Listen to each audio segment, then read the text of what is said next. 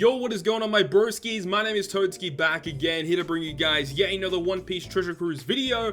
In today's video, we are back with another tier list video. Now, I made a tweet a couple of days ago saying like, oh, I don't think I'm going to be doing a tier list video this time around because there just literally wasn't a legend that was released throughout all of March. And then all of a sudden, at the end of March and at the start of April, we've had 6+ Sanji and Frankie going to be released, and also V2 Jinbei. So those characters have been added to this tier list, and I have definitely made some changes to this tier list, and you guys will be seeing that in this video. So before we get into it, obviously this tier list is completely my opinion. You obviously do not have to agree with it. These are just my opinions on all of the legends that we have currently in the game right now. Obviously, it goes without saying that not every legend is going to be on this tier list. This really just pertains to characters that I believe are some of the best in the game. And also down below the tier list, you can see characters in each tier are ranked by ID. If I have two of the same character, like you can see with Lucci, I just rank it randomly anyways. And also, this was updated just today. I literally just finished updating this, and we're getting into the video. Also, I've added a new sort of thing for this tier list here, a rainbow border. So rainbow border characters in this tier list will indicate that they are like extremely close to going to the next tier. So it just shows you guys, you know, which characters are still like amazingly good to have. And obviously TBC to be confirmed, I'm not really too sure if a certain character should move up or down. And I definitely have still one more character in this tier list that it does have the to be confirmed marker on it. But anyways, let's get into this tier list, starting off with tier 3, of course, and we're going on with 6+ Law, who still is reasonably solid. He hasn't really had much time to shine throughout this tier, throughout all the content coming out in March, but he's still an extremely solid character that is going to be seeing play here and there. V2 Rayleigh didn't really see much play either, but still goes to show that he is going to be an amazing sub character moving forward. You're not going to be seeing too often as a captain nowadays. Mainly as a sub, he's going to be very, very useful. Same goes with Garp. You know, his captain effect is just awful. For very, very hard Colosseums, he can still beat them, but he's extremely slow compared to some of the other legends on this specific tier list here. I personally would not be opposed to Garp getting a 6+ where they upgrade his captain effect. I think his special ability is perfect the way it is, but if they went ahead and just buffed his captain effect to make him more usable, that would be greatly appreciated. And then moving on to version 2 Lucci, his powerhouse version is still relatively useful, especially with the quick Whitebeard that we have now. He's a pretty good unit for that team. But alternatively, as we're moving forward into the shooter meta that is going to be arriving within the next coming month, V2 Lucci is going to be getting better, because I don't even think the Japanese version of Treasure Cruise have V2 Lucci 6+ yet. I don't actually remember, but either way, Global are going to have it, and we're going to have like all these other really good shooter characters coming along. So V2 Lucci is only going to get better as more characters get released, so that's really, really intriguing. And then we've got Brook here as well. We all pretty much know what Brook is all about. Captain effect, pretty mediocre, but still can clear like legitimately nearly everything in the game, which is pretty cool, as long as you do have the right subs, of course. And as a sub, he does have some really great aspects about him. The fact that his sailor ability gives you 2 of the 7 natural orbs as matching. I believe he makes recovery in tandem beneficial. I think so. And he's got a great special ability that's going to help you out a lot as well. So that's pretty much my tier 3 listing of characters, and I have definitely made some changes as we can go ahead and move on now to the next tier, tier 2. Now, the changes that I've made between tier 2 and tier 3, Robin has moved up.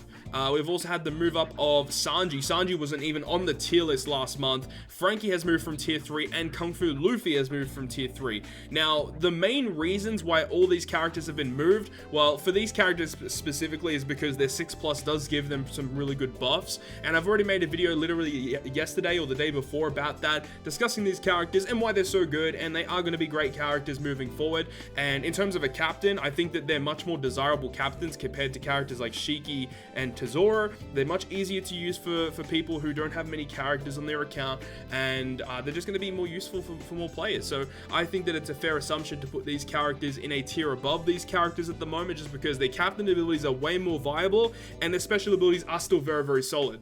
But the other 2 upgrades that I've put in this tier list being Robin and Kung Fu Luffy, and the reason for that is because of the whole shambles with the Sengoku and Colosseum Tamago, where Kung Fu Luffy and Robin have shown that they are very viable legends in the current global meta, which is very exciting to see.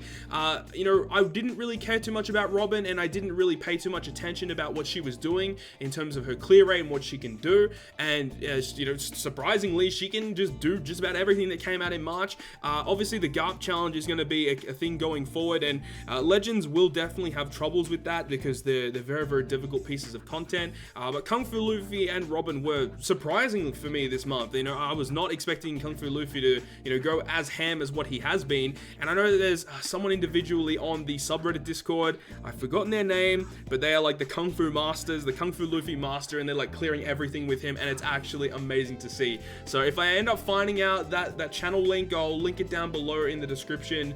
Make sure to go check it out. It's really, really cool, and Robin is also doing some good stuff. But the other characters here, I think that they're still pretty solid, and they definitely deserve the tier 2 positioning. And now we're going to be moving on to tier 1. Tier 1 is the largest tier that I have in my tier list here, and it's probably going to keep growing, which is quite unfortunate, and I think I might have to try and split up this tier a little bit more, maybe add another tier to separate the characters a bit, because there are so many characters here that are in tier 1 that I think that it is about time that we try and split that up. Either way, all these characters here are definitely deserving of this position. Like, all these characters are so useful to have. Legend NL continues to show why he's amazing. He enables you to clear Colosseums, even though the most recent one with Colosseum Tamago, he can clear it. It's definitely not the most optimal team to clear it, but he can do it. In terms of Invasion Sengoku, I'm pretty sure he can't do it at this current point in time. Maybe once we get version 2 Katakuri, I'm sure he'll be able to do it. And then we've got Lucy, who, one of the oldest legends in this game that's still on this tier list. It's absolutely amazing to see. He still is going to be clearing a lot of content, and it's awesome that he's so old, and a lot of people have him now, and he's still a very good option to go with for new content. Judge, mainly his 6+. I think Judge 6+ is a much better character overall compared to the Side Judge, but either way, both of them will definitely have their uses. Definitely, like, Side Judge is going to be a good character for the quick wipe teams, as he is a very solid orb booster for that team.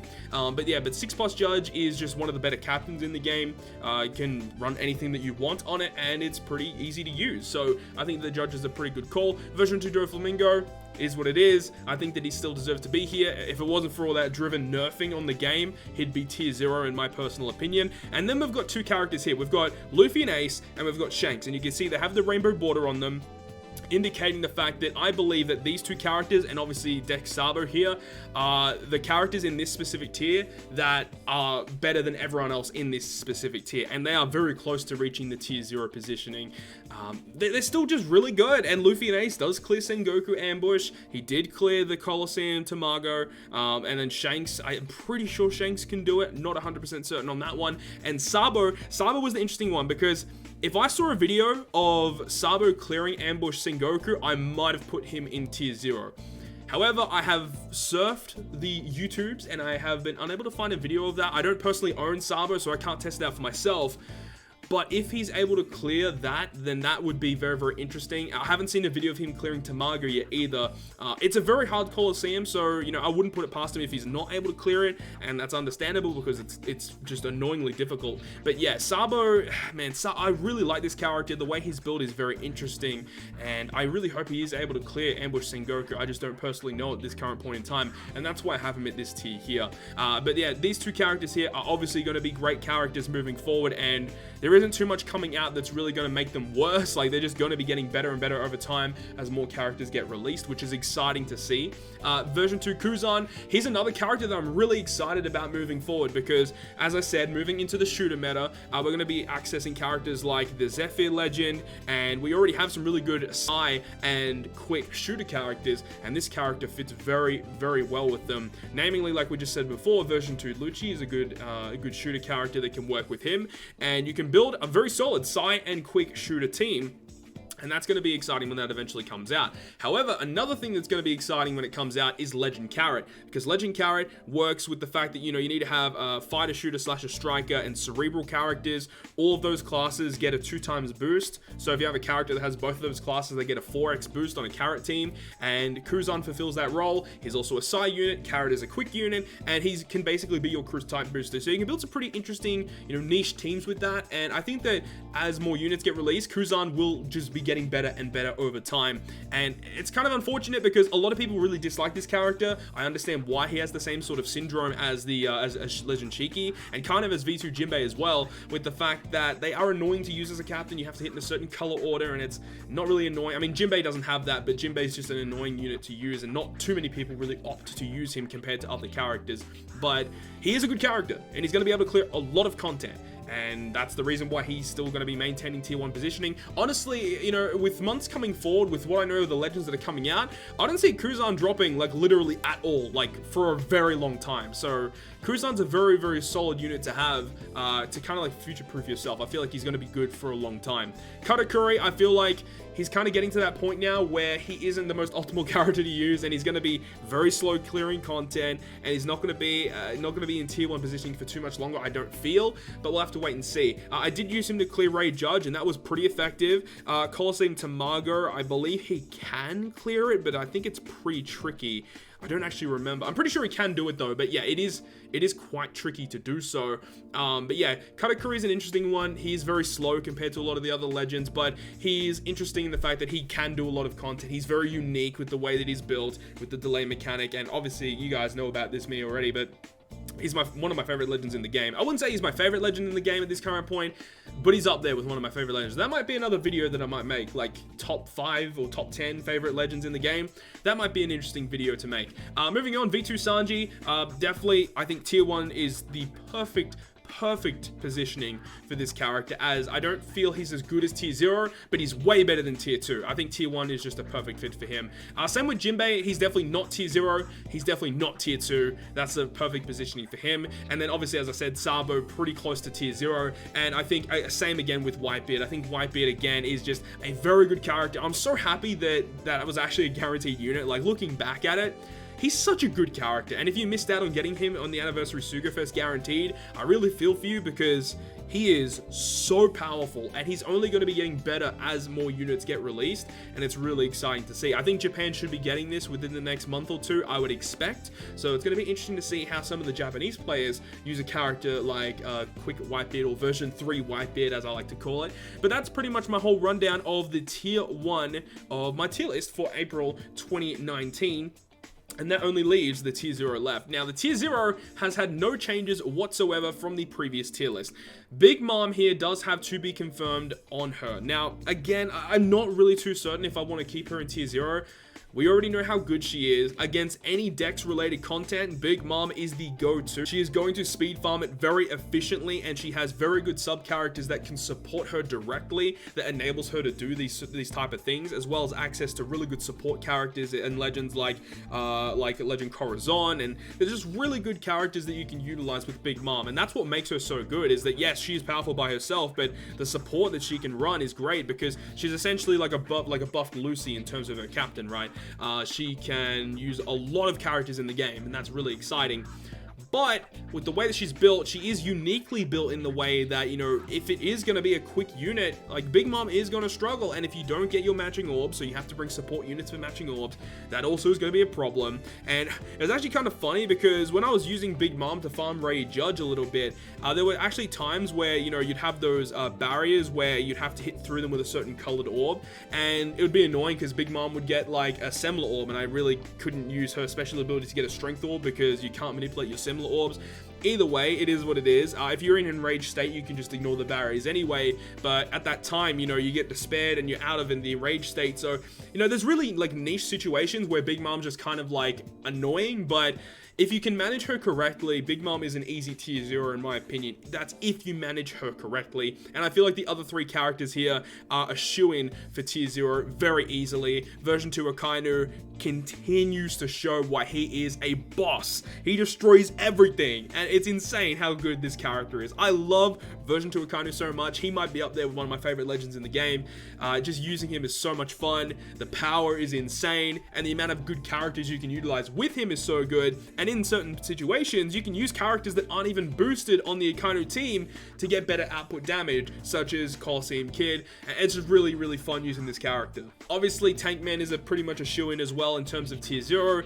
Rainbow Captain, 2x type boost, more matching orbs, 4x attack universal. Just, he's amazing. He's like almost a perfect character. And then Whitebeard and Marco, again, I feel like is another very, very easy shoe-in for tier 0. And I feel like Whitebeard and Marco will probably stay in tier 0 for a very long time, up until the point where the, you know, reduced recovery buff or debuff from the raid Big Mom on Japan, when that becomes a more common debuff, Whitebeard and Marco might see a little bit of hindrance and he might not be as good. We'll have to wait and see. Maybe they'll release a character that gets rid of that, and then you could just use that on a Whitebeard Marco team, and then you don't really have any issues. I'm really excited though for the next upcoming month, and in terms of April. So in terms of April, there actually shouldn't be too many other legends that are going to be getting released. I think Legend Capone might come out at the end of this month. So moving on into the next month's tier list, we should be getting Legend Capone.